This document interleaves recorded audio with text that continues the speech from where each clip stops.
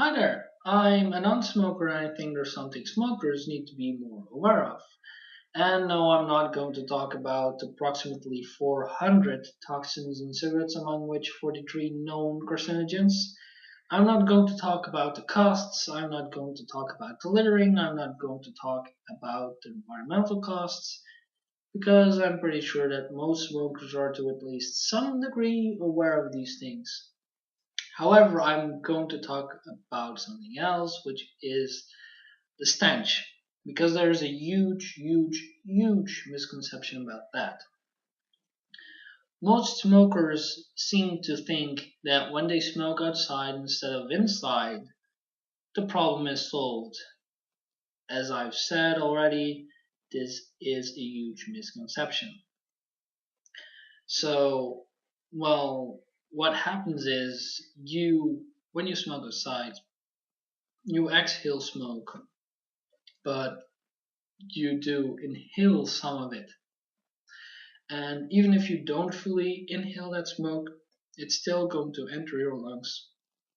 And because of that, it will enter your bloodstream and eventually it will creep into your skin and your skin breathes. So you are going to let out those toxins in whatever room you are going to enter or area.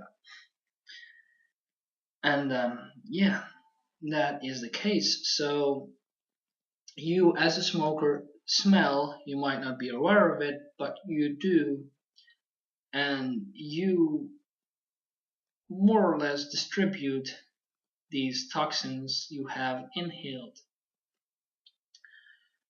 So, to put this into perspective, my mother is a smoker, but she smokes outside. She smokes menthol cigarettes, which aren't as bad as regular cigarettes, still, they're pretty bad in terms of smell. I mean, she smokes outside, and every time I visit her, uh, I only have to be there for approximately 30 minutes. Then I go outside, I smell my skin, I smell my clothes, and it smells of cigarette smoke. So the only solution there is to wash my clothes and to scrub my skin, because rubbing it with some soap is not going to solve it. It's not going to get rid of all of the smell. So, yeah, again, she doesn't smoke inside at all. So, the toxins creep out of her skin and they attach to my skin because there is this, well, semi smoke in the room.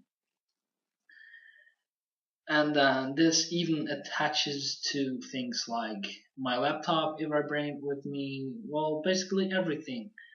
And you would not think that it would attach to a laptop, but it does.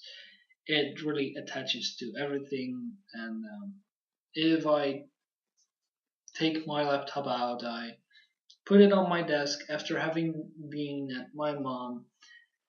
I, whenever I'm in a normal vicinity for using the laptop, I can smell the smoke, and it's not pleasant at all. But this is a different situation than when I am in public because, well, I do want to visit my mom. I do not want to offend her, and she's a person, so of course I visit her. And this is in a home situation, not in public situation. This is because, well, she's someone I know, she's someone I care about, so I sacrifice myself in some way, and I have quite a sharp nose, so it's really not pleasant to be in a smoker's environment, even if there's no smoking inside. But when in public, it's a different story because when I'm waiting in line and there's someone, three people in front of me, and that person is smoker, then I'm in trouble. I can smell that person. It's pretty bad, and I want to just get out of line, but at the same time, I'm waiting there, and I do not. want to get out of line. When in a restaurant or in a bus or train, it's a problem as well. Now, when nearly all seats are taken, that means, well, I will have to take whatever seat there is available.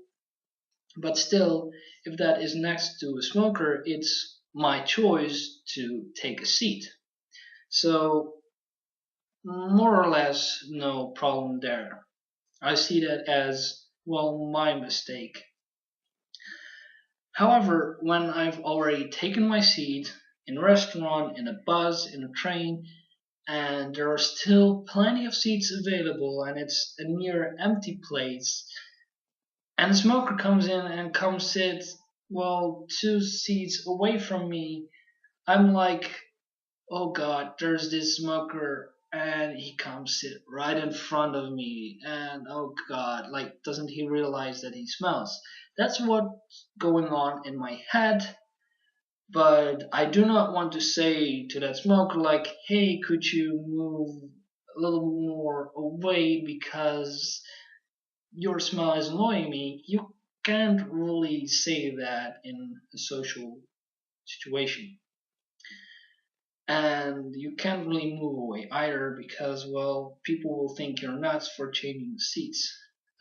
So the only thing you can do as a smoker is, well, if you're going to sit in someone's vicinity, you can ask, like, hey, is it okay? I might smell a bit. I've just smoked.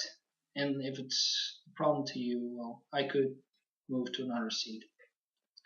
So you could do that as a smoker, and it will mean a lot to a non-smoker.